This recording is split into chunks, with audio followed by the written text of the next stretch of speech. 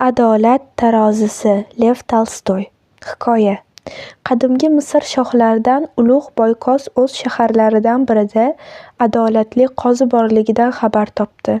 Aytishlaricha, u juda rostgo'y bo'lib, oqni oqqa, qorani qoraga ajratar. Uning o'tkir nigohidan bitta ham muttaham qochib qutula olmas ekan. Ittifoqo bir kuni Shoh Boykos bunga ishonch hosil qilish maqsadida savdogar kiyimini kiyibdi-da, o'sha rostgo'y qozi yashaydigan yurtga ravona bo'libdi. Yo'lda bir cho'loq paydo bo'lib, undan xayr-sadaqa so'rabdi.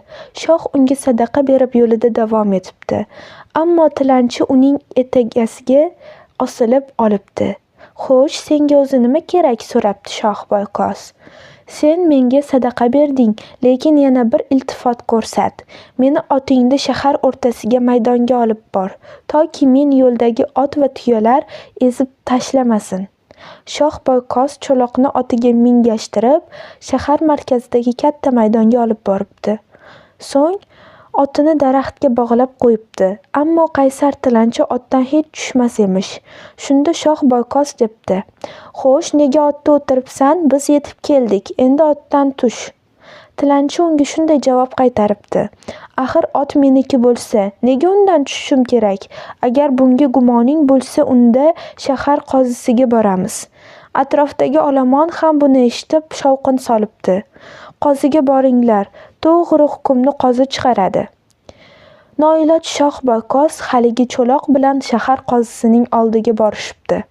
Qozining hovlisida tumonat odam to'plangan bo'lib, qozi bu odamlarni navbat bilan huzuriga chaqirar ekan.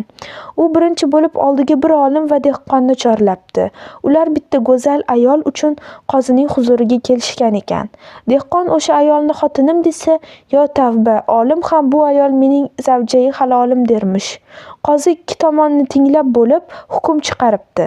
"Ayol mening uyimda qoladi, sizlar esa ertaga kelasizlar." Ular chiqib xonaga qassob va yog' furushni chaqirishibdi.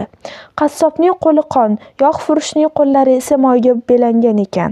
Qassobning qo'lida pul, yog' furush esa uning qo'lidan mahkam tutib olibdi.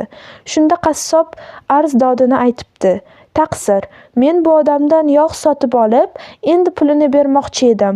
U qo'limdan mahkam ushlab, pulni mendan tortib olmoqchi bo'ldi. Men qo'limda karmonim, u esa mening qo'limdan ushlagan holda huzuringizga keldik. Pullar meniki, yog' furush muttaham o'g'ri." Yog' furush esa quyidagilarni aytibdi: "Bu hammasi bo'xton. Qassob oldimga moy sotib olish uchun kelgan ekan. Men unga ko'zasini to'ldirib moy quydim.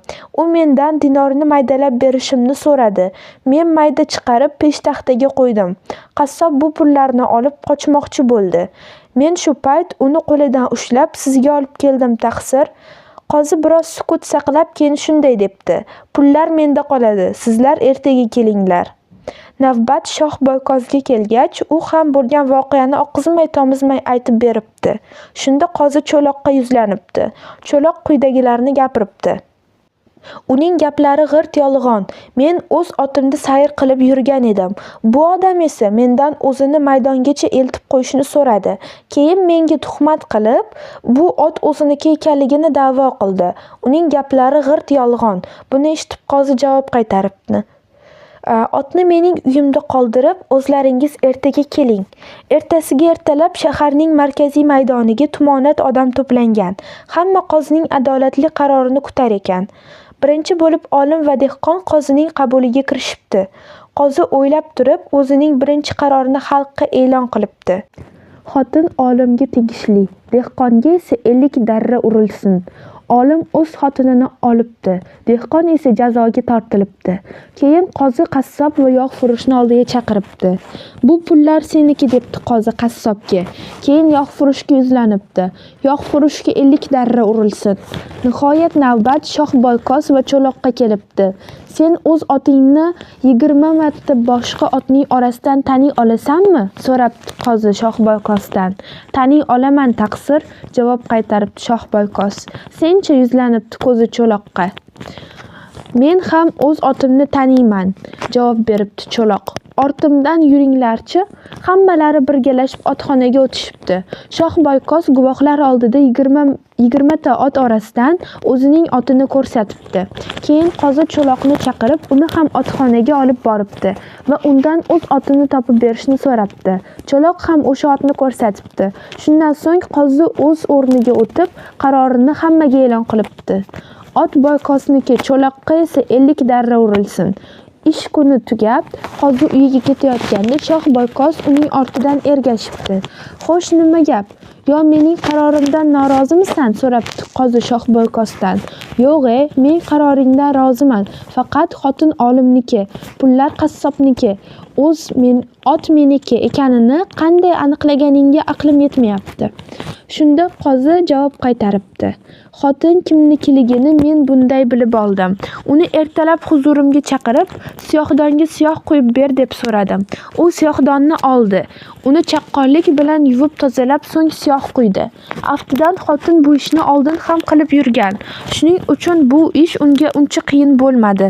Agar u dehqonning xotini bo'lganida bu ishni uddalay olmasdi. Demak, xotin olimga tegishli bo'lib chiqdi.